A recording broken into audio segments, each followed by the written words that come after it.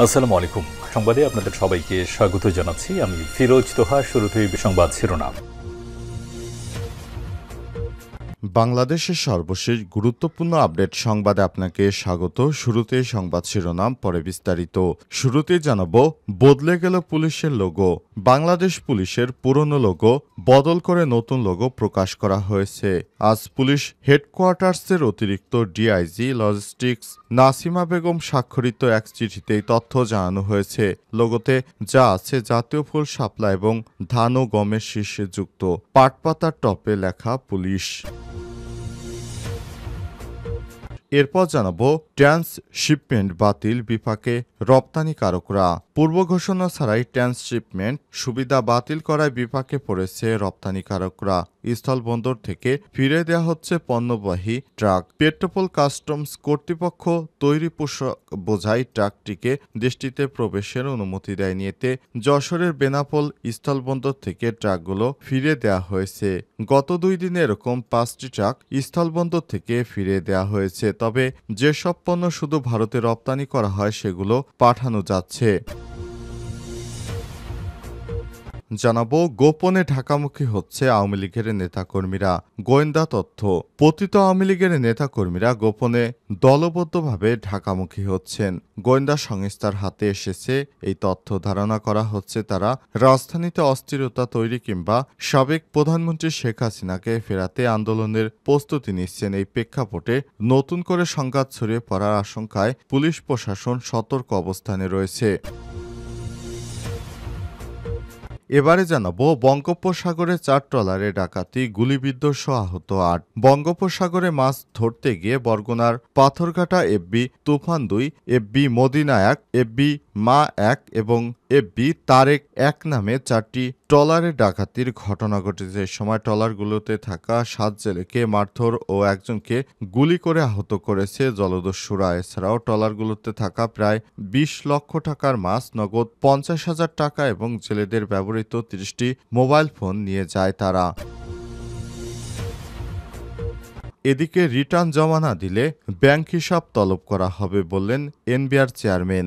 Return জমা না দিলে ব্যাংক হিসাব তলব করা হবে বলে জানিয়েছেন জাতীয় রাজস্ব board NBR chairman Mohammad Abdur Rahman Khan. বৃহস্পতিবার 10 এপ্রিল চট্টগ্রামের ওয়ার্ল্ড ট্রেড সেন্টারে আয়োজিত এক মতবিনিময় সভায় সব কথা বলেন তিনি।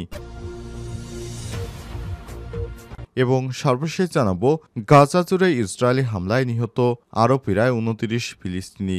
গাজা জুড়ে ইসরায়েলি বর্বরোচিত হামলায় বৃহস্পতিবার 10 এপ্রিল ভোর থেকে আরও 29 ফিলিস্তিনি নিহত হয়েছে। এর পাশাপাশি নতুন হামলা এবং হতাহতের খবর পাওয়া যাচ্ছে। প্রিয় দর্শক, এতক্ষণ শুনছিলেন সংবাদ শিরোনাম, এবারে বিস্তারিত।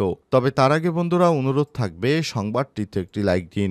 এই চ্যানেলে আপনি নতুন হয়ে থাকলে আমাদের সংবাদটি দেখতে দেখতে চ্যানেলটি সাবস্ক্রাইব করে রাখুন। কমেন্ট করে বন্ধুরা আপনার মূল্যবান মতামত জানিয়ে দিন আপনি বিশ্বের কোন দেশ থেকে বা বাংলাদেশের কোন স্থান থেকে আমাদের সংবাদটি দেখছেন এবং শুনছেন। এবারে বিস্তারিত। আর বন্ধুরা, এই সংবাদটি আপনার সোশ্যাল মিডিয়া ফেসবুকে বন্ধুদের মাঝেও শেয়ার করে দিন, যাতে করে তারাও আপনার মতো এই লেটেস্ট আপডেট সংবাদগুলো জানতে পারে। এবারে বিস্তারিত। বদলে গেছে পুলিশের লোগো।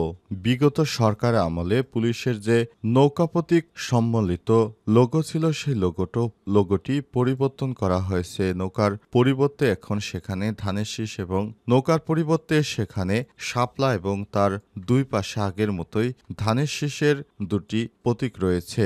বাংলাদেশ পুলিশের পুরনো লোগো বদলে নতুন লোগো প্রকাশ করা হয়েছে। আজ পুলিশ হেডকোয়ার্টার্সের অতিরিক্ত ডিআইজি লজিস্টিক নাসিমা বেগম স্বাক্ষরিত এক চিঠিতেই তথ্য জানানো হয়েছে। লোগোতে যা আছে জাতীয় ফুল শাপলা, ধান ও গমের শীর্ষে যুক্ত পাটপাতার টবে লেখা পুলিশ। চিঠিতে উল্লেখ করা হয়, উপযুক্ত বিষয়ের প্রেক্ষিতে জানানো যাচ্ছে যে বাংলাদেশ পুলিশ বিদ্যমানের মনোগ্রাম বা লোগোর পরিবর্তনে গৃহীত সিদ্ধান্তের প্রেক্ষিতে নতুন মনোগ্রাম বা লোগো চূড়ান্ত করেছে, যা ইতিমধ্যেই কর্তৃপক্ষ অনুমোদন দিয়েছে বলে জানা গেছে।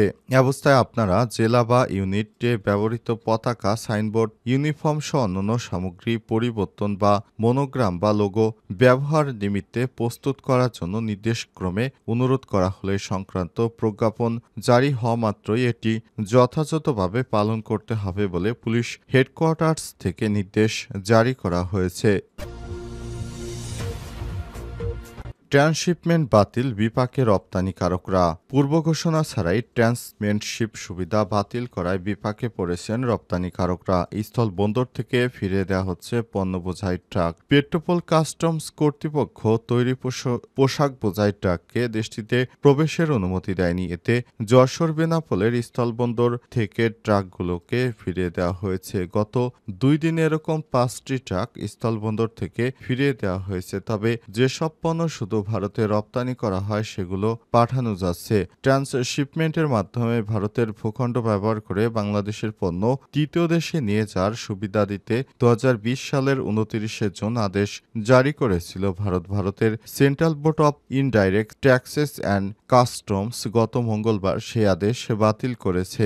বেনাপোল কাস্টমসের কার্গো শাখার রাজস্ব কর্মকর্তা আবু তালেব জানান, মঙ্গলবার ঢাকা থেকে তৈরি পোশাক রপ্তানিকারক 3টি প্রতিষ্ঠান 4টি ট্রাকে পণ্য বোঝাই করে বেনাপোল বন্দরে নিয়ে আসে। ওই পণ্য কলকাতার দমদম বিমানবন্দর হয়ে স্পেনে রপ্তানি করার কথা ছিল, কিন্তু ভারতের এই সিদ্ধান্তের পর কারপাস ইস্যু হয়নি, ফলে পণ্যগুলো ভারতে প্রবেশের অনুমতি পায়নি। এতে পণ্যগুলো সংশ্লিষ্ট প্রতিষ্ঠানে ফিরে নিয়েছে। এদিকে গতকাল বৃহস্পতিবার একটি পণ্য বোঝাই ট্রাককে কারপাস ইস্যু করা হয়নি। তিনি আরও জানান যে সব পণ্য শুধু ভারতে রপ্তানি করা হয় সেগুলো বেনাপোল স্থলবন্দর দিয়ে ভারতে রপ্তানি করা যাচ্ছে। ভারতের এই ধরনের ট্রান্সশিপমেন্ট বাতিল করার ফলে বাংলাদেশ থেকে পণ্য সরাসরি 3টি দেশ অর্থাৎ মিয়ানমার, নেপাল ও ভুটানে যে পণ্য রপ্তানি করা হতো সেগুলো এখন করতে অনেক ঝামেলা পোহাতে হচ্ছে ব্যবসায়ীদের। এতে খরচও আগের থেকে বেড়ে যাবে, কারণ বিমানযোগে পণ্য পাঠাতে হলে পণ্যের খরচ বেড়ে যায়।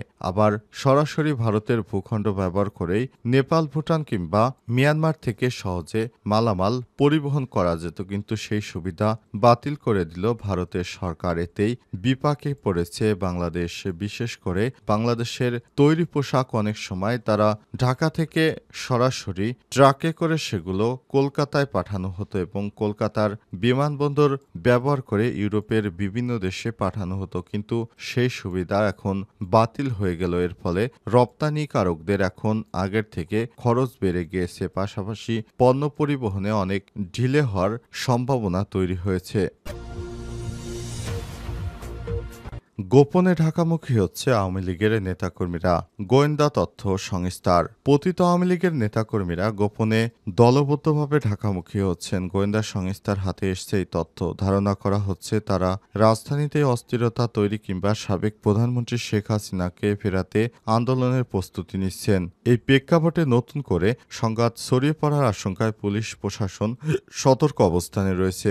সরকার পরিবর্তনের পর চট্টগ্রামে আইনশৃঙ্খলা পরিস্থিতির অবনতির সুযোগ। দেশজুড়ে বাড়ছে হত্যা, ধর্ষণ, চাঁদাবাজি, হামলা ও সহিংসতার ঘটনায় সব দমনে চট্টগ্রামের প্রতিটি থানাকে বিশেষ নির্দেশনা দেওয়া হয়েছে। অপরাধ দমন ও রাজনৈতিক উত্তেজনা মোকাবেলার কৌশল হিসেবে পুলিশ ও সংশ্লিষ্ট সূত্রগুলো বলছে, গত 5ই আগস্ট সরকার পতনের পর চট্টগ্রামে সহিংসতা, দখল, সংঘর্ষ, রাজনৈতিক প্রতিহিংসামূলক কর্মকাণ্ডে সরাসরি জড়িয়ে পড়েছে আওয়ামী লীগ ও বিএনপির নেতাকর্মীরা।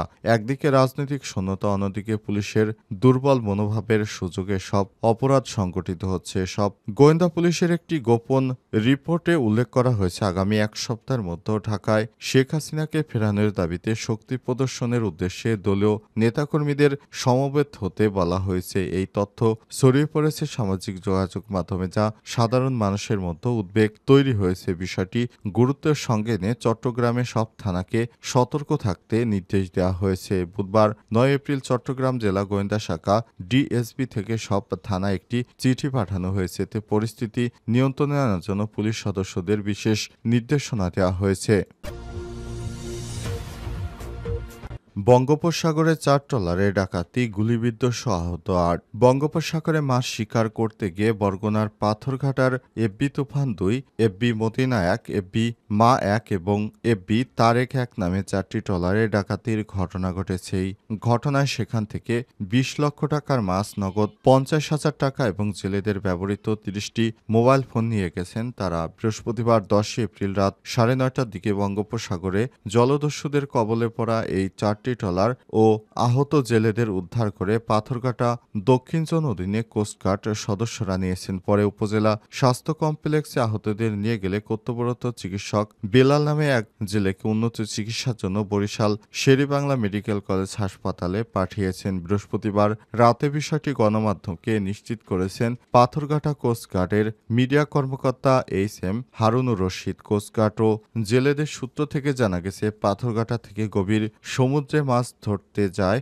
এফবি তুফান ২, এফবি মদিনা ১, এফবি মা ১ ও এফবি তারেক ১ ট্রলার। বৃহস্পতিবার রাতে ২৫ থেকে ৩০ জন মুখোশধারী জলদস্যু একে একে 4টি ট্রলারে হামলা চালিয়ে জেলেদের অস্ত্রের মুখে জিম্মি করে এই দস্যুরা চট্টগ্রামের আঞ্চলিক ভাষায় কথা বলছিলেন। তাদের সবার হাতে দেশীয় অস্ত্র ও আগ্নেয়াস্ত্র ছিল। জলদস্যুরা 4টি ট্রলার থেকে ৬০ লক্ষ টাকার জাল, ২০ থেকে ২২ লক্ষ টাকার মাছ, ৫০ থেকে ৬০,০০০ টাকা নগদ অর্থ এবং জেলেদের ব্যবহৃত ৩০টি মোবাইল লুট করে নিয়ে গেছে। ডাকাতির সময় জেলেরা বাধা দিলে 7 জনকে মারধর করে এক জেলেকে শটগান দিয়ে গুলি করে দস্যুরা। এছাড়াও ডাকাতি শেষে 4টি ট্রলারের ইঞ্জিন বিকল করে পালিয়ে যায় তারা। এই ঘটনার পর কোস্টগার্ডের সদস্যরা সেই এলাকায় অভিযান চালিয়ে তারপর আহতদেরকে উদ্ধার করে সেখান থেকে নিয়ে আসে।